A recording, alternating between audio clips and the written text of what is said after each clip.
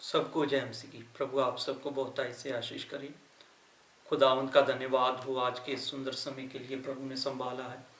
आज का ये सुंदर समय हमारे जीवन में दिया है। प्रभु के अनुग्रह द्वारा हमने ये दिन देखा है। इस बात के लिए परमेश्वर का बहुत धन्यवाद हो। संडे सर्विस में 13/11/2022 में मेरे इस YouTube channel brother Sunny Gill के ऊपर प्रभु आप सबको इस के द्वारा बहुतायत से आशीष करे। उम्मीद है आपने काफ़ी प्रभु के वचन को सीखा है। और आज हम प्रभु के वचन में सीखने के लिए जा रहे हैं प्रेरितों का पुस्तक की शिक्षा चैप्टर नंबर 11 और 12 मेरे YouTube channel brother Sunny Gill के ऊपर। और आइए देखेंगे प्रभु के दास पतरस के जीवन के बारे में कि वह उसको प्रभु ने पिछले चैप्टर में हमने देखा कि किस प्रकार प्रभु ने उसे अन्य जाति में इस्तेमाल किया, परंतु जब वह अपने लोगों में दोबारा वापस आ रहा है तो उसके साथ किस तरह का व्यवहार कर रहे हैं। कृपया प्रभु के वचन को पढ़ दिया जाए जल्द। फिर प्रेरितों और भाइयों ने जो यहूदा में थे सुना कि अन्य जातियों ने भी परमेश्वर का वचन मान लिया है जी। अर्थात जब पतरस यरूशलेम में आया तो खतना किए हुए लोग उससे वाद विवाद करने लगे। तूने खतना रहित लोगों को यहाँ जाकर उनके साथ खाया। तब पतरस ने उन्हें आरंभ से क्रमानुसार कह सुनाया। जी प्रिय भाई और बहनों, इस जगह पे पतरस का विद्रोह हो रहा है कि उसने खतना रहित अन्य जातियों में जाकर उनके साथ भोजन किया, उनको वचन सुनाया। इस बात के लिए लोग पतरस को पत्थर मारने लगे और प्रभु के दास पतरस ने सभी घटना जो आरंभ से परमेश्वर ने एक दर्शन में उनको बताया, उस सभी घटना को क्रमवार इन सब लोगों को बताया कि परमेश्वर ने किस प्रकार परमेश्वर के पवित्र आत्मा ने उसे अन्य जातियों में जाकर प्रभु के वचन की सेवकाई करने के लिए भेजा था। कृपया वचन को जल्द पढ़ दिया जाए। मैं याफा नगर में प्रार्थना कर रहा था जी। और बेसुध होकर एक दर्शन देखा कि एक पात्र बड़ी चादर के समान चारों कोनों से लटकाया हुआ आकाश से उतरकर मेरे पास आया।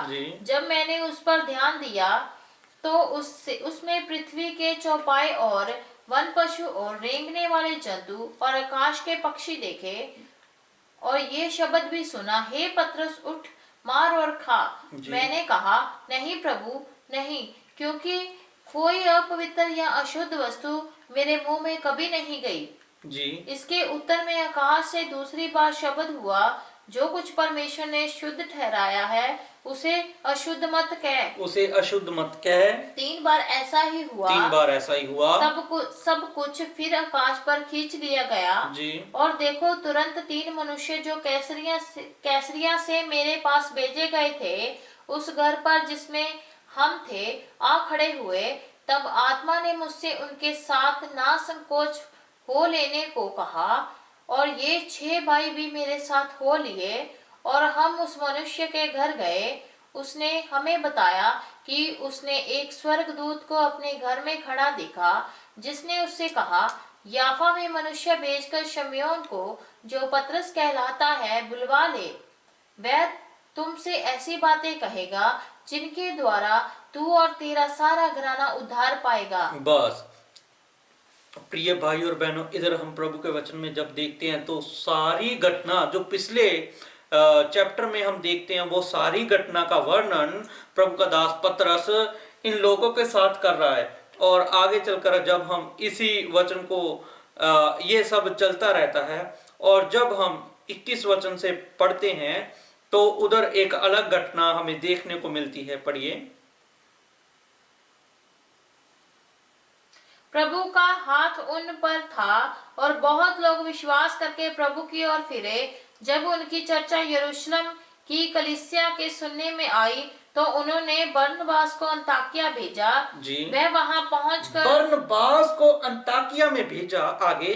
वह वहां पहुंचकर और परमेश्वर के अनुग्रह को देखकर आनंदित हुए जी। और सबको संदेश दिया कि तन मन लगाकर प्रभु से लिपटे रहो। तन मन लगाकर प्रभु से लिपटे रहो। वह एक बड़ा मनुष्य था और पवित्र आत्मा और विश्वास से परिपूर्ण था जी। और अन्य बहुत से लोग प्रभु में आ मिले। तब वह शाऊल को ढूंढने के लिए तरसुस को चला गया। जी। जब वह उससे मिला तो अंताकिया लाया और ऐसा हुआ कि वह 1 वर्ष तक कलीसिया के साथ मिलते और बहुत लोगों को उपदेश देते रहे। जी। और चेले सबसे पहले अंताकिया ही में और चेले मसीही सबसे पहले अंताकिया में मसीही कहलाए। इस वचन का वर्णन मैं बाद में करूंगा। और 27 और 28 वचन को पढ़ दिए। उन्हीं दिनों में कई भविष्यवक्ता यरूशलेम से अंताकिया आए। जी। उनमें से अगबुस नामक एक ने खड़े होकर आत्मा की प्रेरणा से ये बताया कि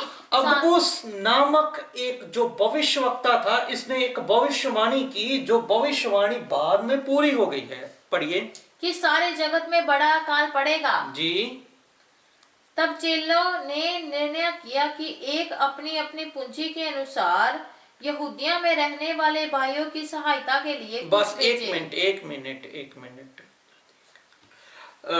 26 वचन को जब हम देखते हैं, और जब उन में से मिला तो उसे अंताकिया में लाया और ऐसा हुआ कि वह 1 वर्ष तक कलीसिया के साथ मिलते रहे, बहुत लोगों को उपदेश देते रहे और चेले सबसे पहले अंताकिया में मसीही कहलाए। प्रिय भाई और बहनों, ये चेले मसीही क्यों कहलाए? मसीही इसलिए कहलाए क्योंकि उन्होंने अपने जीवन में मसीह को ग्रहण किया और उनके चाल चलन, उनका व्यवहार, उनका स्वभाव मसीह के वचन की तरह दिखाई दे रहा था। इस जगह पे प्रभु के सेवक लोगों का स्वभाव, उनका चाल चलन, उनका व्यवहार प्रभु के वचन अनुसार है, इसीलिए वह मसीही कहलाए। अगर एक सच्चे मसीही कहलाना है तो हमारा जीवन भी प्रभु के वचन अनुसार होना चाहिए, हमारा व्यवहार भी प्रभु के वचन अनुसार, उसकी वाणी के अनुसार होना चाहिए, हमारा चाल चलन भी प्रभु के भय में और प्रभु के वचन अनुसार होना चाहिए। और आगे चलकर हम देखते हैं प्रेरितों के काम और 27 से 29 वचन 30 वचन तक कि किस पर तरह। कृपया वचन को पढ़ दिया जाए। उन्हीं दिनों में कई भविष्यवक्ता यरूशलेम से अंताकिया में आए। उनमें से अगबुस नामक एक ने खड़े होकर आत्मा की प्रेरणा से ये बताया कि सारे जगत में बड़ा अकाल पड़ेगा। जी। और वह अकाल क्लौदियुस के समय में पड़ा। जी। तब चेलों ने ठहराया कि हर एक अपनी अपनी पूंजी के अनुसार यहूदिया में रहने वाले भाइयों की सेवा के लिए कुछ भेजे। और उन्होंने ऐसा ही किया और बरनबास और शाऊल के हाथ प्राचीनों के पास कुछ भेज दिया। प्रिय भाई और बहनों, इधर देखिए कलीसिया में एक इस प्रकार का समर्पण था। वे अपनी जमीन जायदाद को बेच के भी प्रभु की सेवकाई के लिए प्रभु के सेवकों को दे देते थे। कितना देने, किस प्रकार देने का उनका मन था और किस तरह का उनका समर्पण हम इधर देखने को मिलता है। खुद अपने आप को भूखा रख के, खुद अपनी जरूरतों को ना पूरा करते हुए, फिर भी अपनी कमाई के हिस्से को प्रभु की सेवकाई के लिए देते थे। परमेश्वर, देखिए परमेश्वर के लिए कितना समर्पण करके ये लोग चल रहे थे। आज भी हमें प्रभु की सेवकाई के लिए हाथ को बढ़ाना है। अगर हम लोग हाथ नहीं बढ़ाएंगे तो प्रभु की सेवकाई का कार्य वो किस प्रकार आगे बढ़ेगा? वो तो बढ़ जाएगा, परंतु हमें कुछ स्वर्ग से आशीष नहीं मिलेगी। सो प्रिय भाई और बहनों, अगर हमने भी कुछ प्रभु के सेवकाई काम के लिए करना है तो देने का एक मन हमारे अंदर होना चाहिए। और आगे चलकर जब हम देखते हैं पतरस जेल में है, प्रेरितों के काम 12 अध्याय में प्रभु का दास जेल में है। प्रेरितों के काम 12 अध्याय 1 से 25 वचन तक जब हम पढ़ते हैं तो क्या हुआ, एक क्रूर राजा हेरोदेस, इसने प्रभु के लोगों का बहुत ज्यादा सताव किया। इस हेरोदेस ने, उस समय हेरोदेस राजा ने कलीसिया के कई व्यक्तियों को दुख देने के लिए उन पर हाथ डाला। कृपया वचन को पढ़िए। उस समय हेरोदेस राजा ने कलीसिया के कई एक व्यक्तियों को दुख देने के लिए उन पर हाथ डाले। उसने यूहन्ना के भाई याकूब को तलवार से मरवा डाला। उसने यूहन्ना के भाई याकूब को तलवार से मार डाला। देखिए, इधर भी प्रभु के एक सेवक को इस हेरोदेस राजा ने मरवा डाला है।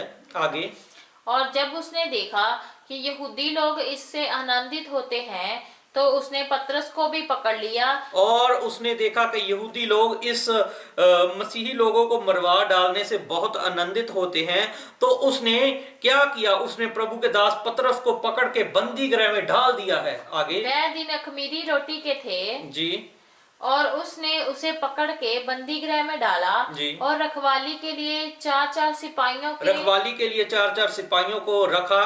और आगे, 4 पहरों में रखा, जी। इस मनसा से कि फसह के बाद उसे लोगों के सामने लाए। जी। सो बंदी गृह में पतरस की रखवाली हो रही थी, परंतु कलीसिया उसके लिए लौ लगाकर परमेश्वर से प्रार्थना कर रही थी। कलीसिया उसके लिए लौ लगाकर परमेश्वर के आगे प्रार्थना कर रही थी। प्रिय भाई और बहनों, कलीसिया के लोग सोए हुए नहीं थे। इतना सताव है, प्रभु के दासों को एक तरफ तो तलवार से मारा जा रहा है, उनकी जान ली जा रही है, दूसरी तरफ प्रभु के दास पतरस को बंदी गृह में डाल दिया है। कलीसिया सो नहीं रही है, कलीसिया जाग कर प्रार्थना कर रही है। प्रिय भाई और बहनों, अगर आज भी हमारे जीवन में, हमारे नगर में हमारा सताव है, तो हमें भी पहली शताब्दी की कलीसिया से बहुत कुछ सीखने की जरूरत है। पहली शताब्दी की कलीसिया सताव के समय प्रभु के आगे प्रार्थना कर रही है।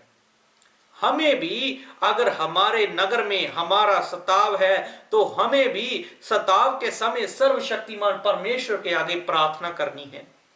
सताव करने वालों के लिए भी प्रार्थना करनी है, और जिनका सताव हो रहा है उन लोगों के लिए भी प्रार्थना करनी है। और देखिए, धर्मी जन की प्रार्थना से बोलते हैं बहुत प्रभाव होता है। इन धर्मी जनों ने जब प्रार्थना की तो दूसरी तरफ प्रभु के दास जो पतरस है, उसे प्रभु का स्वर्गदूत छुड़ाने के लिए आ गया है। और दूसरी साइड जो पहरा दे रहे हैं, जो सिपाही पहरा दे रहे हैं, वो सो गए हैं। कृपया प्रभु के वचन से पढ़ दिया जाए। और जब हेरोदेस उसे उनके सामने लाने को था, तो उसी रात पतरस को 2 जंजीरों से बंधा हुआ 2 सिपाहियों के बीच में सो रहा था, और पहरुए द्वार पर बंदी गृह की रखवाली कर रहे थे। तो देखो, प्रभु का एक स्वर्गदूत आ खड़ा हुआ और उस कोठरी में ज्योति चमकी, और उसने पतरस की पसली पर हाथ मार के उसे जगाया और कहा, उठ, फुर्ती कर। और उसके हाथ से जंजीरें खुलकर गिर पड़ी। जी। तब स्वर्गदूत और इधर क्या हुआ, प्रभु के दास, उनकी जो प्रार्थनाएं थी, कलीसिया की प्रार्थनाएं थी, उन प्रार्थना के द्वारा प्रभु ने अपने स्वर्गदूत को भेजा, और स्वर्गदूत ने आकर पतरस को आजाद कर दिया, उनकी जंजीरों खुल गई। आगे, तब स्वर्गदूत ने उससे कहा, कमर बांध और अपने जूते पहन ले। उसने वैसा ही किया। फिर उसने उससे कहा, अपना वस्त्र पहनकर मेरे पीछे हो ले। मेरे पीछे हो ले। वह निकलकर उसके पीछे हो लिया, परंतु ये जानता था कि जो कुछ स्वर्गदूत कह रहा है वह सचमुच है, वरन ये समझा कि मैं दर्शन देख रहा हूँ। जी। तब वह पहल और दूसरे पहरे में निकलकर उस लोहे के फाटक पर पहुंचे जो नगर की ओर है। वह उनके लिए आप से आप खुल गया, और वह निकलकर एक ही गली होकर गए। ये भाई और बहनों, देखिए इधर किस प्रकार प्रभु के अद्भुत काम हो रहे हैं। फाटक भी खुद खुल रहे हैं, जंजीरें भी खुद खुल रही हैं, हथकड़ियां भी खुद खुल रही हैं। ये है परमेश्वर की सामर्थ, ये है विश्वासियों का विश्वास। विश्वास से उन्होंने प्रार्थना की तो बड़े बड़े दरवाजे खुल गए, बड़ी बड़ी जंजीरें खुल गई। प्रिय भाई और बहनों, प्रार्थना में इतनी शक्ति है। आगे पढ़िए प्रभु के वचन से। तब पतरस ने सुचेत होकर कहा, अब मैंने सच जान लिया है कि प्रभु ने अपना स्वर्गदूत भेजकर मुझे हेरोदेस के हाथ से छुड़ा लिया और यहूदिया की सारी आशा पूरी तोड़ दी जी। और ये सोचकर वह उस यूहन्ना की माता मरियम के घर आया जो मरकुस कहलाता है। वहां बहुत लोग इकट्ठे होकर प्रार्थना कर रहे थे। जब उसने फाटक की खिड़की खटखटाई तो रुदे नामक एक दासी सुनने को आई और पतरस का शब्द पहचान कर उसने आनंद के मारे फाटक ना खोला, परंतु दौड़कर भीतर गई और बताया कि पतरस द्वार पर खड़ा है। जी।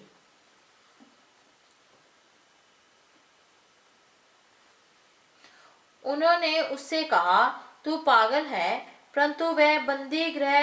परंतु वह दृढ़ता से बोली कि ऐसा ही है। तब उन्होंने कहा, उसका स्वर्गदूत होगा। जी। परंतु पतरस खटखटाता ही रहा। सो उन्होंने खिड़की खोली और उसे देखकर चकित हो गए।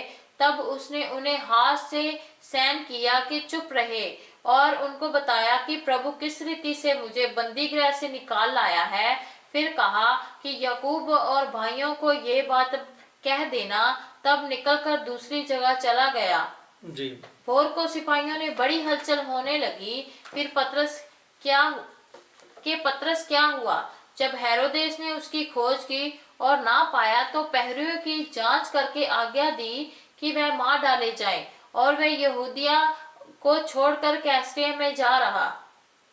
और वह सूर और सैदा के लोगों से बहुत अप्रसन्न था। सो वह एक चित्त होकर उसके पास आए तो ब्लास्तुस का, जो राजा का एक कर्मचारी था, मनाकर मेल करना चाहा, क्योंकि राजा के देश से उनके देश का पालन पोषण और ठहराए हुए दिन, क्योंकि राजा के देश में उनके देश का पालन पोषण होता था। ठहराए हुए दिन हेरोदेस राजवस्त्र पहनकर सिंहासन पर बैठा और उनको व्याख्यान देने लगा। तब लोग पुकार उठे, ये तो मनुष्य का नहीं, ईश्वर का शब्द है। उसी क्षण प्रभु के एक स्वर्गदूत ने तुरंत उसे मारा, क्योंकि उसने परमेश्वर को महिमा ना दी और वह कीड़े पर के मर गया। देखिए इधर क्या होता है, अगर हम परमेश्वर को उसकी जो महिमा है, उसकी जो योग महिमा है, वो परमेश्वर को नहीं देंगे तो इस हेरोदेस राजा का क्या हाल हुआ है? ये कीड़े पड़ के मर गया है। ये राजा हेरोदेस कीड़े पड़ के मर गया है। आगे, परंतु परमेश्वर का वचन बढ़ता और फैलता गया। प्रिय भाई और बहनों, सर्वशक्तिमान परमेश्वर का वचन मनुष्य की ओर से नहीं बल्कि परमेश्वर की ओर से है। ये सेवा मनुष्य की ओर से नहीं परमेश्वर की ओर से है। अगर ये मनुष्य की ओर से होती तो कब की बंद हो जाती, परंतु ये सेवकाई परमेश्वर की ओर से है। हेरोदेस राजा ने क्या किया? हेरोदेस राजा ने प्रभु के दास पतरस को बंदी गृह में डाल दिया ताकि प्रभु के सेवकाई का काम रुक जाए, परंतु प्रभु की सेवकाई का काम रुका नहीं। हेरोदेस ने प्रभु के दास याकूब को भी तलवार से मार दिया, परंतु परमेश्वर की सेवकाई का काम फिर भी रुका नहीं है। और परंतु परमेश्वर का वचन बढ़ता और फैलता गया। जब बरनबास, आगे 25 वचन पढ़ दिए जाए। जब बरनबास और शाऊल अपनी सेवा पूरी कर चुके तो यूहन्ना को, जो मरकुस कहलाता है, साथ लेकर यरूशलेम से लौट आए। प्रिय भाई और बहनों, देखिए प्रभु के सेवक लोग किस प्रकार प्रभु की सेवकाई को कर रहे हैं, बिना रुके हुए, बिना डरते हुए, सताव को सहते सहते प्रभु के सेवकाई के काम को कर रहे हैं। हमें भी इस प्रकार प्रभु के वचन को, सताव को सहते हुए प्रभु के वचन की सेवकाई के कार्य को करना है। प्रभु आप सबको इस वचन के द्वारा बहुत आशीष दे। अगर प्रभु के आने में देरी है तो और सीखेंगे अगले सप्ताह। तब तक के लिए सभी भाई बहनों को मेरी ओर से जय मसीह की। प्रभु आप सबको आशीष करे।